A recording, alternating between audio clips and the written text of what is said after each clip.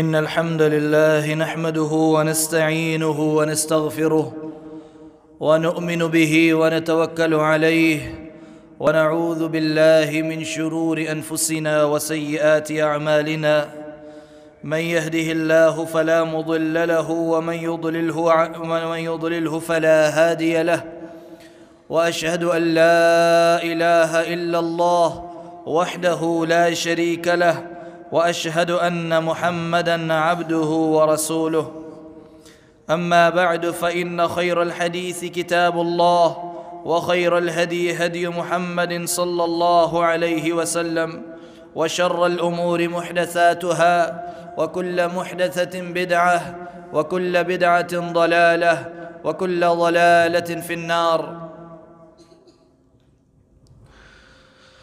عن عمر رضي الله عنه قال: بينما نحن جلوس عند رسول الله صلى الله عليه وسلم ذات يوم إذ طلع علينا رجل شديد بياض الثياب شديد سواد الشعر لا يرى عليه أثر السفر ولا يعرفه منا أحد حتى جلس إلى النبي صلى الله عليه وسلم فأسند ركبتيه إلى ركبتيه ووضع كفيه على فخذيه وقال: يا محمد أخبرني عن الإسلام. عزیز بھائیو،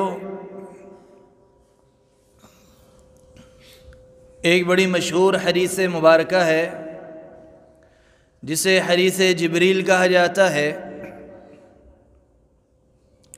جس میں جبرائیل علیہ السلام اللہ کے رسول صلی اللہ علیہ وسلم کے پاس تشریف لے کر آئے اور آ کر چند سوالات کیے، اور ان کے سوال کرنے کا مقصد یہ تھا کہ جب اللہ کے رسول صلی اللہ علیہ وسلم جواب دیں گے تو پاس بیٹھے ہوئے لوگوں کو بھی ان سوالوں کا جواب پتہ چل جائے گا، علم ہو جائے گا۔ اور وہ جو سوالات تھے انتہائی اہم اور ضروری یا اسلام کے بنیادی سوالات تھے۔ تو روایت میں آتا ہے، حضرت عمر رضی اللہ عنہ بیان کرتے ہیں: بینما نحن جلوس عند رسول اللہ صلی اللہ علیہ وسلم ذات یوم، کہ ہم ایک دن اللہ کے نبی صلی اللہ علیہ وسلم کے ساتھ بیٹھے ہوئے تھے، اذ طلع علینا رجل، کہ اچانک ایک آدمی نمودار ہوا، شدید بیاض الثیاب، جس کے کپڑے بہت زیادہ شدید سفید تھے، شدید سواد الشعر، اور جس کے بال شدید کالے تھے، لا یری علیہ اثر السفر، اور اس آدمی کے اوپر کوئی سفر کے آثار بھی دکھائی نہیں دیتے تھے، یعنی دیکھنے میں مسافر بھی نہیں لگ رہا تھا، وَلَا يَعْرِفُهُ مِنَّا أَحَدٌ، اور نہ اسے ہم میں سے کوئی جانتا تھا، یعنی ہمارا جاننے والا بھی نہیں تھا، محلے دار بھی نہیں تھا، رشتہ دار بھی نہیں تھا، تو لازمی بات باہر سے آیا ہوگا، لیکن اس کے اوپر باہر کے مسافروں والے آثار بھی نظر نہیں آ رہے تھے، نہ مسافر لگ رہا تھا اور نہ ہم میں سے اسے کوئی جانتا تھا۔ حتی جلس الی النبی صلی اللہ علیہ وسلم، حتیٰ کہ وہ اللہ کے رسول صلی اللہ علیہ وسلم کے قریب آ کے بیٹھ گیا، فاسند رکبتیہ الی رکبتیہ، اور اس نے آ کے اپنے گھٹنے بچھا لیے اب آپ کے گھٹنوں کے سامنے، ووضع کفیہ علی فخذیہ، اور اپنے دونوں ہاتھ اپنی رانوں کے اوپر رکھ لیے، بڑے ادب اور احترام سے آ کے سامنے بیٹھ گیا، جس طرح ہم تشہد میں بیٹھتے ہیں، اتحیات میں بیٹھتے ہیں، اس حالت میں آ کے وہ آدمی اللہ کے رسول کے سامنے بیٹھ گیا اور آ کے کہنے لگا، پہلا سوال اس نے کیا، اخبرنی عن الاسلام، کہ اللہ کے رسول مجھے اسلام کے بارے میں خبر کریں، اسلام کے بارے میں بتائیں۔ تو آپ نے جواب دیتے ہوئے فرمایا، ان تشہد ان لا الہ الا اللہ وان محمد رسول اللہ، کہ تو گواہی دے کہ اللہ کے علاوہ کوئی معبود برحق نہیں، کوئی عبادت کا مستحق نہیں، ہر قسم کی عبادت اللہ تعالیٰ کے لیے ہے۔ وَأَنَّ مُحَمَّدَ الرَّسُولُ اللَّهِ، اور محمد اللہ کے رسول ہیں۔ وَتُقِيمَ الصَّلَاةَ، اور تو نماز قائم کر، وَتُؤْتِيَ الزَّكَاةَ، اور زکوٰۃ ادا کر، وَتَصُومَ رَمَضَانَ، اور تو رمضان کے روزے رکھ، وَتَحُجَّ الْبَيْتَ إِنِ اسْتَطَعْتَ إِلَيْهِ سَبِيلًا، اور اللہ کے گھر کا حج کر اگر تیرے پاس اس کی طرف جانے کی استطاعت ہو۔ تو یہ پہلا سوال اسلام کے بارے میں پوچھا، اور اس کے جواب میں اللہ کے رسول صلی اللہ علیہ وسلم نے اسلام کی خبر دیتے ہوئے 5 باتیں بیان کی، اور ان 5 باتوں کو ہم ارکان اسلام کہتے ہیں۔ جب اس کو یہ پہلے سوال کا جواب مل گیا تو وہ کہنے لگا آگے سے، صدقتا، اے اللہ کے رسول آپ نے سچ کہا۔ تو حضرت عمر کہتے ہیں، فَعَجِبْنَا لَهُ يَسْأَلُهُ وَيُصَدِّقُهُ، کہ ہمیں تعجب ہوا کہ یہ بندہ سوال بھی کر رہا ہے اور جواب ملنے پہ تصدیق بھی کر رہا ہے۔ یعنی اس کا مطلب اسے پہلے ہی جواب معلوم تھا، اگر اسے جواب کا پتہ تھا تو ہی تصدیق کر رہا ہے، تو اس نے پوچھا کیوں تھا؟ اور اگر اسے جواب نہیں پتہ تھا تو پھر یہ تصدیق کیسے کر رہا ہے؟ تو حیرانی ہوئی، تعجب ہوا۔ پھر دوبارہ اس نے ایک اور سوال کیا، اور دوسرا سوال کیا، اخبرنی عن الایمان، کہ مجھے ایمان کے بارے میں بتائیں۔ پہلا سوال تھا اسلام کے بارے میں، تو آپ نے 5 ارکان اسلام بتائے۔ دوسرا سوال اس نے کیا، اخبرنی عن الایمان، مجھے ایمان کے بارے میں بتائیں۔ تو آپ صلی اللہ علیہ وسلم نے جواب دیا، ان تؤمن باللہ وملائکتہ وکتبہ ورسلہ، ایمان یہ ہے کہ تو اللہ پہ ایمان لا، ان تؤمن باللہ، کہ تو اللہ پہ ایمان لا، وملائکتہ، اور اس کے فرشتوں پہ ایمان لا، وکتبہ، اور اس کی کتابوں پہ ایمان لا، ورسلہ، اور اس کے رسولوں پہ ایمان لا، والیوم الآخر، اور آخرت کے دن پہ یعنی قیامت کے دن پہ ایمان لا، وتؤمن بالقدر خیرہ وشرہ، اور تقدیر پہ ایمان لا، خیر و شر والی تقدیر پہ ایمان لیا۔ ایمان کے جواب میں اللہ کے نبی صلی اللہ علیہ وسلم نے 6 باتیں بیان کی، اور یہ بات ذہن میں اچھی طرح بٹھا لیں۔ بہت سارے ہمارے دوست یہ جانتے ہیں کہ ارکان اسلام 5 ہیں، لیکن اگر پوچھا جائے ایمان کے ارکان کتنے ہیں تو کافی لوگ ایسے نکلیں گے جنہیں ارکان ایمان کے بارے میں نہیں پتہ ہوگا۔ تو جس طرح اسلام کے 5 ارکان ہیں، اسی طرح ایمان کے 6 ارکان ہیں۔ اور وہ 6 ارکان کون سے ہیں؟ آپ نے یہاں کون کون سے بیان کیے؟ پہلا رکن ہے ان تؤمن باللہ، اللہ پہ ایمان لانا۔ دوسرا رکن ہے وملائکتہ، اس کے فرشتوں پہ ایمان لانا۔ تیسرا رکن ہے وکتبہ، اور اس کی کتابوں پہ ایمان لانا۔ چوتھا رکن ہے ورسلہ، اس کے رسولوں پہ ایمان لانا۔ 5واں رکن ہے والیوم الآخر، آخرت کے دن پہ ایمان لانا، آخری دن پہ ایمان لانا۔ اور 6واں رکن ہے وتؤمن بالقدر خیرہ وشرہ، کہ تم ایمان لاؤ اچھی اور بری، خیر و شر والی تقدیر پہ۔ اب یہاں یہ جو 6 ارکان ایمان کا ذکر گزرا ہے، ان کو ایک ایک کر کے سمجھنا ہے، جو ہمارے آج کے خطبے کا ایک اہم حصہ ہوگا۔ کہ جب یہ کہا جائے کہ اللہ پہ ایمان لاؤ، تو اللہ تعالیٰ پہ ایمان لانے کا کیا مطلب ہے، اس سے کیا مراد ہے؟ اس سے مراد 4 باتیں ہیں، 4 بنیادی نکتے ہیں جو اللہ پہ ایمان لانے میں آتے ہیں۔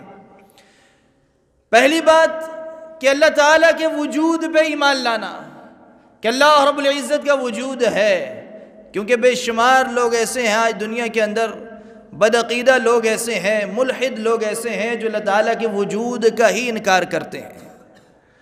تو سب سے پہلے اللہ پہ ایمان لانے کا مطلب یہ ہے کہ اللہ تعالیٰ کے وجود پہ ایمان لانا۔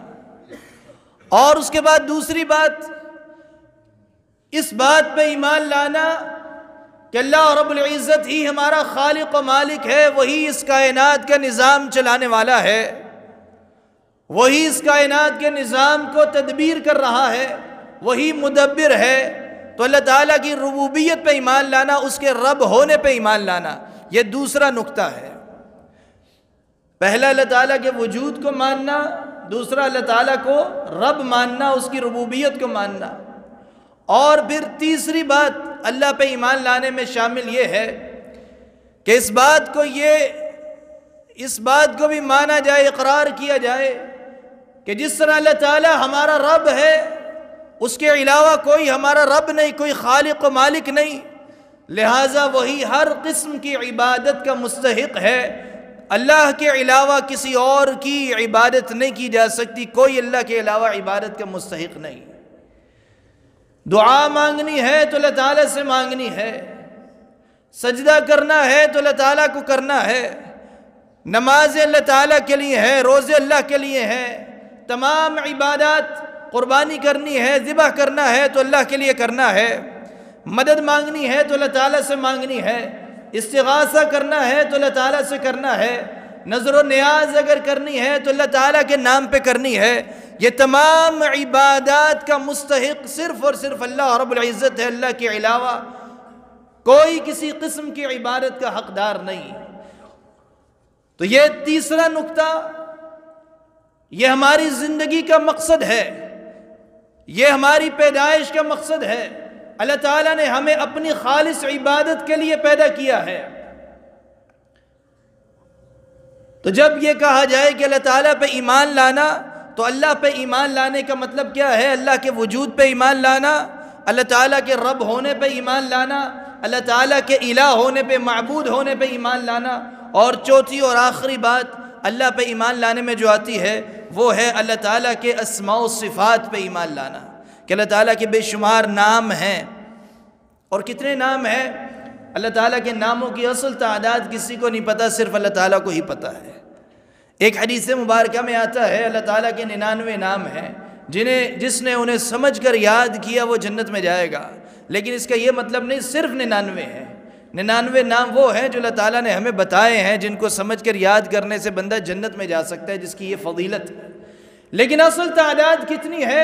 اللہ تعالیٰ کے بہت سارے نام ایسے ہیں جو اللہ تعالیٰ نے کسی کو نہیں بتائے، اور اس کی دلیل کیا ہے؟ آپ صلی اللہ علیہ وسلم دعا کیا کرتے تھے، اللہم انی اسألک بکل اسم ہوا لک سمیتہ بہ نفسک، اے اللہ میں تجھ سے ہر اس نام کے واسطے سے سوال کرتا ہوں جو تو نے اپنا نام رکھا ہے، یا تو نے اپنی مخلوق میں سے کسی کو بتایا ہے، اور ساتھ یہ بھی کہتے اے اللہ ہر اس نام کے واسطے سے کہ جو تو نے اپنے پاس علم غیب میں رکھا ہے، کسی کو نہیں بتایا۔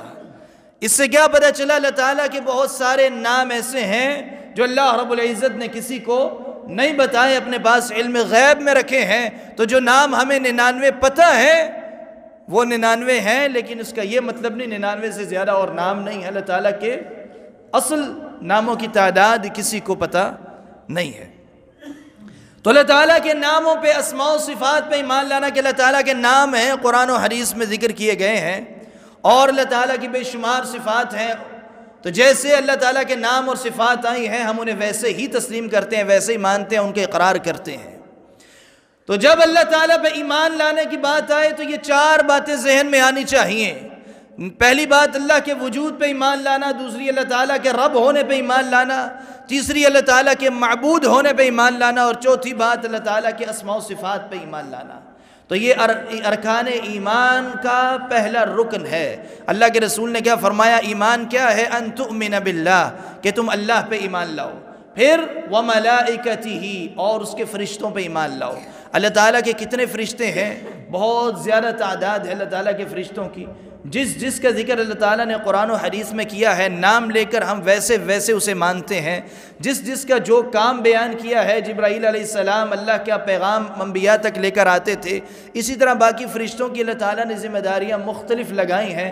جس کی جو ذمہ داری ہے، ہم اس کی ذمہ داری کو ویسے ہی اقرار کرتے ہیں جیسے قرآن و حدیث میں بیان کی گئی ہے۔ تو فرشتوں کے بارے میں جو خبر جو جو بات قرآن و حدیث میں آئی ہے وہ تمام باتیں ہم ویسے کی ویسے اقرار کرتے ہیں، تو یہ معنی ہے فرشتوں پہ ایمان لانا۔ اسی طرح اللہ تعالیٰ کی کتابوں پہ ایمان لانا۔ قرآن پاک اللہ تعالیٰ کی آخری کتاب ہے، اس کے بعد کوئی کتاب نہیں آئے گی، لیکن اس سے پہلے بھی جو کتابیں آئی ہیں ہم اس بات پہ ایمان لاتے ہیں کہ وہ ساری کتابیں اللہ تعالیٰ کی طرف سے نازل کرتا ہے۔ اپنے اپنے زمانے میں جب وہ نازل ہوئی تو وہی ہدایت کے لیے اللہ تعالیٰ نے نازل کی، لیکن قرآن کے آنے کے بعد وہ تمام کتابیں منسوخ ہو چکی ہیں۔ عمل صرف قرآن پہ کرنا ہے۔ پچھلی کتابیں بھی اللہ تعالیٰ کی طرف سے ہی تھیں، لیکن اب وہ قابل عمل نہیں رہی۔ اسی طرح اللہ کے رسولوں پہ ایمان لانا۔ اللہ تعالیٰ کے جتنے انبیاء اور رسول دنیا میں تشریف لائے، اللہ رب العزت نے جس کی جو فضیلت بیان کی، موسیٰ علیہ السلام کے الگ فضائل بیان کیے، عیسیٰ علیہ السلام کے الگ فضائل بیان کیے، جس کی جو فضیلت بیان کی ہم ویسے ویسے ایمان لاتے ہیں۔ جو تفصیلات اللہ کے رسولوں کے بارے میں قرآن و حدیث میں آئیں ہم انہیں ویسے کے ویسے مانتے ہیں۔ تو یہ ہے اللہ کے رسولوں پہ ایمان لانا۔ اور آگے فرمایا والیوم الآخر، قیامت کے دن پہ ایمان لانا اور تقدیر پہ ایمان لانا۔ تو یہ 6 ارکان ایمان ہیں۔ جس طرح اسلام کے 5 ارکان ہیں، اسی طرح ایمان کے 6 ارکان ہیں۔ تو آپ صلی اللہ علیہ وسلم نے سوال کے جواب میں جب ایمان کے بارے میں بتایا تو 6 ارکان ایمان ذکر کیے۔ اس کے بعد اس آدمی نے ایک اور سوال کیا، وہ کہنے لگا اخبرنی عن الاحسان، اخبرنی عن الاحسان، مجھے احسان کے بارے میں بتائیں۔ تو آپ صلی اللہ علیہ وسلم نے احسان کی تعریف بیان کرتے ہوئے فرمایا ان تعبد اللہ کأنک تراہ فإن لم تکن تراہ فإنہ یراک۔ احسان یہ ہے کہ تم اللہ پہ ایمان، اللہ تعالیٰ کی ایسے عبادت کرو، ان تعبد اللہ، کہ تم اللہ کی عبادت کرو کأنک تراہ، گویا کہ تم اسے دیکھ رہے ہو۔ اس انداز سے، اس کیفیت سے اللہ کی عبادت کرو کہ تم اسے دیکھ رہے ہو۔ فإن لم تکن تراہ فإنہ یراک، اگرچہ تم اسے دیکھ نہیں رہے مگر وہ تمہیں دیکھ رہا ہے۔ اب جب نماز پڑھتے ہوئے اگر ہماری کیفیت اور سوچ یہ ہو کہ اللہ تعالیٰ مجھے دیکھ رہا ہے، میری زبان کے اقوال کو سن رہا ہے، میرے دل کے ارادوں کو جاننے والا ہے، میرے جسم کی چھوٹی سے چھوٹی معمولی حرکت کو جانتا ہے، حتیٰ کہ آنکھ جھپکنے جیسی معمولی اور باریک حرکت بھی اللہ تعالیٰ اس سے بھی واقف ہے، اتنا زیادہ وہ علم والا ہے، اس کی اتنی وسعت ہے علم کی۔ تو جب یہ کیفیت ہوگی کہ وہ مجھے دیکھ رہا ہے تو پھر نماز کے اندر ہمارا خیال ادھر ادھر نہیں جائے گا۔ نماز کے اندر مکمل خشوع اور خضوع کے ساتھ ہم نماز پڑھیں گے، اللہ تعالیٰ سے محبت کرتے ہوئے نماز پڑھیں گے۔ ہمیں یہ خیال ہوگا کہ اللہ تعالیٰ ہمیں دیکھ رہا ہے، ہم اپنے رب کے سامنے کھڑے ہیں، تو ہماری نماز کی کیفیت مختلف ہو جائے گی۔ تو اس انداز کو، اس کیفیت کو، اس درجے کو احسان کہا جاتا ہے کہ جب نماز پڑھو تو اس انداز سے پڑھو، یا کوئی بھی عبادت کرو تو اس انداز سے کرو، یہ سوچ کے کرو کہ اللہ تعالیٰ ہمیں دیکھ رہا ہے۔ تو یہ ہے احسان۔ اس کے بعد اس آدمی نے اگلا سوال کیا، چوتھا سوال کیا، کہنے لگا اخبرنی عن الساعہ، کہ مجھے قیامت کے بارے میں بتائیں، قیامت کب آئے گی؟ تو آپ صلی اللہ علیہ وسلم نے جواب دیا ما المسئول عنہا بأعلم من السائل۔ آپ نے فرمایا کہ سائل جو ہے اس سے زیادہ میں نہیں جانتا، یعنی جس سے سوال کیا جا رہا ہے وہ سائل سے زیادہ نہیں جانتا۔ یہ علم قیامت کب آئے گی یہ اللہ تعالیٰ کے پاس ہے، اللہ تعالیٰ نے یہ علم کسی کو نہیں دیا، یہ اس کے غیب کے خزانوں میں ہے۔ تو پھر اس نے آگے سے سوال کیا فاخبرنی عن امارتها، تو مجھے قیامت کے بارے میں نہیں تو کم از کم اس کی نشانیوں کے بارے میں بتا دیں۔ تو آپ صلی اللہ علیہ وسلم نے قیامت کی نشانیاں بیان کرتے ہوئے فرمایا ان تلد الامۃ ربتها، قیامت کی نشانیوں میں سے یہ چند نشانیاں یہ ہیں ان تلد الامۃ ربتها، کہ لونڈی اپنے مالک کو جنم دے گی، وان ترى الحفاة العراة العالة رعاء الشاء يتطاولون في البنيان، اور دوسری نشانی یہ بیان کی کہ ننگے سر رہنے والے، ننگے بدن رہنے والے، ننگے پاؤں رہنے والے، بھوکے لوگ، بکریاں چرانے والے، یتطاولون فی البنیان، بڑی بڑی عمارتیں بنائیں گے، یعنی بکریاں چرانے والے لوگ بڑی بڑی عمارتیں بنائیں گے اور ایک دوسرے سے آگے نکلنے کی کوشش کریں گے۔ یہ قیامت کی نشانی آپ نے بیان کی۔ یہ دو نشانیاں بیان کی آپ صلی اللہ علیہ وسلم نے۔ ایک لونڈی اپنے مالک کو جنم دے گی، دوسریاں چرواہے، ننگے سر رہنے والے، ننگے پاؤں رہنے والے، یہ لوگ ان کے پاس اتنا مال آ جائے گا کہ یہ لمبی لمبی عمارتیں بنائیں گے، اور عمارتیں بنانے میں ایک دوسرے سے سبقت لے جانے کی کوشش کریں گے، آگے نکلیں گے، اونچی سے اونچی عمارتیں بنائیں گے۔ تو یہ 5 سوالات اس آدمی نے اللہ کے رسول صلی اللہ علیہ وسلم سے کیے۔ پہلا اسلام کے بارے میں، تو اسلام کے جواب میں آپ نے 5 ارکان اسلام بیان کیے۔ دوسرا سوال ایمان کے بارے میں کیا تو آپ نے 6 ارکان ایمان بیان کیے۔ تیسرا سوال احسان کے بارے میں کیا تو آپ نے احسان کا جواب دیا۔ چوتھا سوال قیامت کب آئے گی اس کے بارے میں کیا تو آپ نے بتایا کہ قیامت کے آنے کا علم اللہ تعالیٰ کے پاس ہے، جو پوچھنے والے کو نہیں پتہ تو جس سے پوچھا جا رہا ہے اس کے پاس بھی اس کا علم نہیں ہے۔ پانچواں سوال اس بندے نے قیامت کی نشانیوں کے بارے میں کیا تو آپ نے 2 نشانیاں بیان کی، اور اس کے بعد حضرت عمر رضی اللہ عنہ کہتے ہیں فَلَبِثْتُ مَلِيًّا ثُمَّ انطَلَقَ فَقَالَ لِي يَا عُمَرْ أَتَدْرِي مَنِ السَّائِلُ۔ تھوڑی دیر کے لیے خاموشی ہو گئی، جب یہ 5 سوالات مکمل ہو گئے، جوابات مکمل ہو گئے تو تھوڑے لمحوں کے لیے خاموشی ہوئی۔ ثُمَّ انطَلَقَ، تو پھر وہ آدمی اٹھ کے چلا گیا۔ فقال علی یا عمر، تو اللہ کے رسول صلی اللہ علیہ وسلم نے پوچھا اے عمر اتدری من السائل، کیا تم جانتے ہو کہ یہ سائل کون ہے، یہ سوال کرنے والا کون تھا جو بندہ آیا تھا اور سوالات کر کے اب چلا گیا ہے؟ حضرت عمر فرماتے ہیں قلت اللہ ورسولہ اعلم، میں نے کہا کہ اللہ اور اس کا رسول بہتر جانتا ہے یہ کون تھا۔ تو آپ نے فرمایا فإنہ جبریل اتاکم یعلمکم دینکم، یہ جبرائیل علیہ السلام تھے جو آئے تھے اور آ کر تمہیں تمہارا دین سکھا رہے تھے، یعنی انسانی شکل میں جبرائیل علیہ السلام آئے تھے اور آ کے سوالات کیے تاکہ میں جوابات دوں اور میرے جواب سے تم لوگوں کو بھی علم ہو جائے، تم لوگوں کو بھی دین کی معلومات پتہ چل جائے۔ تو یہ بڑی اہم حدیث مبارکہ ہے جو آپ کے سامنے بیان کی، طویل حدیث ہے، اور اس کے اندر جو سوالات ہیں یہ اسلام کے بنیادی عقیدے سے تعلق رکھتے ہیں۔ کوئی بھی عقیدے کی کتاب اٹھائی جائے تو اس عقیدے کی کتاب کا آغاز اسی حدیث مبارکہ سے علماء کرتے ہیں، تو یہ بڑی اہم اور بنیادی حدیث ہے، حدیث جبریل کے نام سے مشہور ہے۔ اللہ تعالیٰ سے دعا ہے اللہ تعالیٰ ہمیں سمجھنے کی توفیق عطا فرمائے، اللہ رب العزت ہماری اصلاح فرمائے۔ اقول قولی هذا واستغفر اللہ لی ولکم ولجمیع المسلمین فاستغفروہ انہ هو الغفور الرحیم۔ الحمد لله وحده والصلاة والسلام على من لا نبي بعده، أما بعد،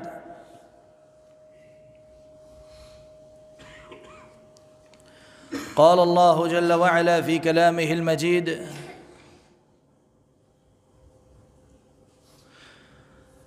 يسألك الناس عن الساعة قل إنما علمها عند الله وما يدريك لعل الساعة تكون قريبا۔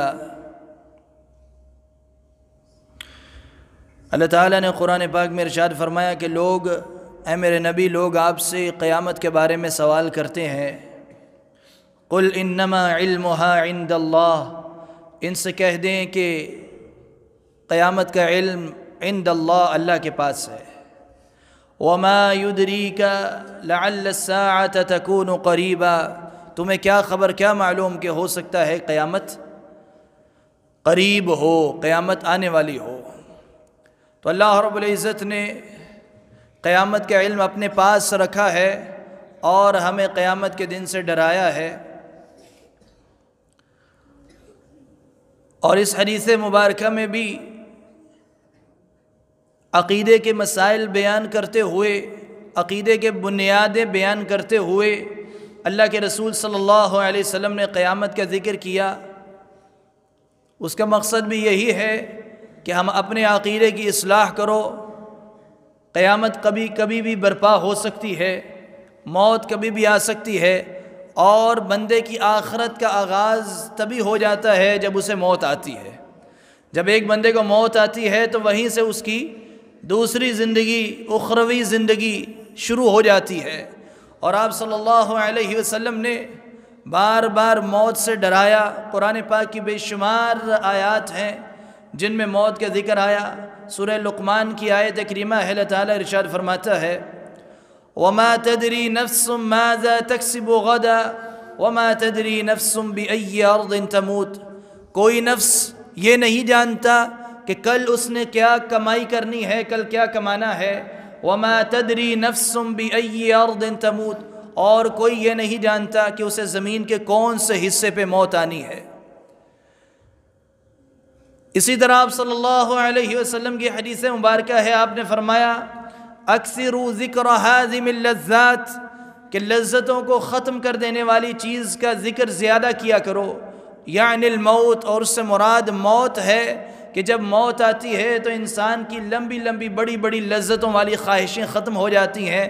موت ہر قسم کی خواہشوں کو تباہ کر دیتی ہے، تو اس کا ذکر کثرت سے کیا کرو۔ یعنی دنیا کے اندر جب تم مگن ہو جاتے ہو، لمبی خواہشات لے کے بیٹھ جاتے ہو اور آخرت کو بھول جاتے ہو، تو اس کا اصلاح کا طریقہ یہ ہے، اپنے آپ کو لمبی خواہشات سے روکنے کا طریقہ یہ ہے کہ موت کو کثرت سے یاد کیا کرو، تاکہ تمہیں پتہ ہو کہ یہ دنیا کی کوئی لمبی چوڑی حقیقت نہیں، اچانک موت آ سکتی ہے اور یہ ساری خواہشیں یہاں دھری کی دھری رہ جائیں گی۔ سارے مستقبل کے لمبے لمبے پلان جو ہم بناتے ہیں وہ سارے کے سارے یہاں رہ جائیں گے۔ اس لیے آخرت کی فکر کرنے کی جو توجہ ہے وہ موت کو کثرت سے یاد کرنے سے آئے گی۔ تو سب سے بڑی چیز انسان کے لیے دنیا کے اندر جو اہم ہے وہ اپنے عقیدے کی اصلاح ہے، کہ بندہ اپنے عقیدے کی اصلاح کرے اور قرآن و حدیث میں جو عقیدہ ہمیں دیا گیا ہے اس پہ قائم رہے۔ اور اس پہ سب سے پہلی بات جو اس حدیث مبارکہ میں بھی بیان کی گئی وہ اللہ رب العزت کی توحید ہے، کہ اللہ تعالیٰ کے علاوہ کسی کی عبادت نہیں کرنی، اللہ تعالیٰ کے ساتھ کسی کو شریک نہیں کرنا۔ یہ اسلام کا بنیادی عقیدہ ہے اور اس کے لیے ہمیں پیدا کیا گیا ہے۔ سورۃ الذاریات میں اللہ تعالیٰ نے ارشاد فرمایا وَمَا خَلَقْتُ الْجِنَّ وَالْإِنسَ إِلَّا لِيَعْبُدُونَ، میں نے جنوں اور انسانوں کو اپنی عبادت کے لیے پیدا کیا ہے۔ تو اللہ تعالیٰ ہمارا خالق ہے، ہمارا مالک ہے، لہذا وہی ہر قسم کی عبادت کا مستحق ہے۔ اللہ کے علاوہ کسی اور کی کسی صورت عبادت کرنا جائز نہیں، اور جو ایسا کرے گا وہ اپنی زندگی کا مقصد برباد کر دے گا، اپنی زندگی کے مقصد کو تباہ کر دے گا، اس کی زندگی کا مقصد ختم ہو جائے گا۔ اور قرآن پاک میں اللہ تعالیٰ نے فرمایا اِنَّهُ مَن يُشْرِكْ بِاللَّهِ فَقَدْ حَرَّمَ اللَّهُ عَلَيْهِ الْجَنَّةَ، جس نے اللہ کے ساتھ شرک کیا فقد حرم اللہ علیہ الجنہ، تو اللہ تعالیٰ نے اس کے اوپر جنت کو حرام کر دیا ہے۔ وَمَأْوَاهُ النَّارُ، اور اس کا ٹھکانہ آگ ہے، جہنم ہے۔ وَمَا لِلظَّالِمِينَ مِنْ أَنصَارٍ، اور ان ظالموں کے لیے، مشرکوں کے لیے قیامت کے دن کوئی مدد کرنے والا بھی نہیں ہوگا۔ تو میرے بھائیوں، ہمارے عقیدے کی اصلاح اور صحیح عقیدے پہ قائم رہنا یہی ہمارا زندگی کا سب سے بڑا سرمایہ ہے، اور یہی ہماری زندگی کی سب سے بڑی کامیابی ہے کہ ہمارا خاتمہ ایمان کے اوپر ہو، صحیح عقیدے کے اوپر ہو، اس لیے کہ باقی دنیا کی کوئی چیز قیامت کے دن کام نہیں آئے گی۔ اللہ تعالیٰ نے ارشاد فرمایا یوم لا ينفع مال ولا بنون، قیامت کے دن، اس دن یوم لا ينفع مال، کسی کا مال اسے نفع نہیں دے گا، فائدہ نہیں دے گا، ولا بنون، اور نہ کسی کی اولاد اور بیٹے اس کے کام آئیں گے، الا من اتى اللہ بقلب سلیم، کام کیا آئے گا قیامت کے دن؟ وہ کام آئے گا کہ ایک بندہ اپنا سلیم دل لے کر آئے گا، پاک دل لے کر آئے گا، ہر قسم کی بدعات اور خرافات، کفر و شرک سے پاک دل لے کر آئے، صحیح عقیدے سے منور دل جو لے کر آئے گا، سلیم دل لے کر آئے گا، وہی اس کے کام آئے گا۔ ورنہ نہ مال ہمارا قیامت کے دن کام آئے گا، اور نہ دنیا کی اور آسائشیں اور زینتیں یا خوبصورتیاں، قیامت کے دن کوئی چیز کام نہیں آئے گی۔ اس لیے اپنے عقیدے کی اصلاح فرماتے رہیں، اور اپنے عقیدے کی قرآن و حدیث کے ذریعے اصلاح کریں، اور اسی پہ قائم رہنے کی اللہ تعالیٰ سے دعا کریں۔ اللہ تعالیٰ سے دعا اللہ تعالیٰ ہمارا خاتمہ ایمان کے اوپر فرمائے۔ اللہ رب العزت قرآن و حدیث کو پڑھ کر ہمیں عقیدہ اختیار کرنے کی توفیق عطا فرمائے، ہر قسم کی بدعقیدگی سے ہمیں محفوظ رکھے۔ اللہ رب العزت سے دعا اللہ تعالیٰ ہمیں 5 وقت کا باجماعت نمازی بنا دے، 5 وقت باجماعت مسجد میں نماز ادا کرنے کی توفیق عطا فرمائے۔ اللهم اهدنا الصراط المستقيم، اللهم إنك عفو كريم تحب العفو فاعف عنا، ربنا آتنا في الدنيا حسنة وفي الآخرة حسنة وقنا عذاب النار، ربنا ظلمنا أنفسنا وإن لم تغفر لنا وترحمنا لنكونن من الخاسرين، سبحان ربك رب العزة عما يصفون وسلام على المرسلين والحمد لله رب العالمين۔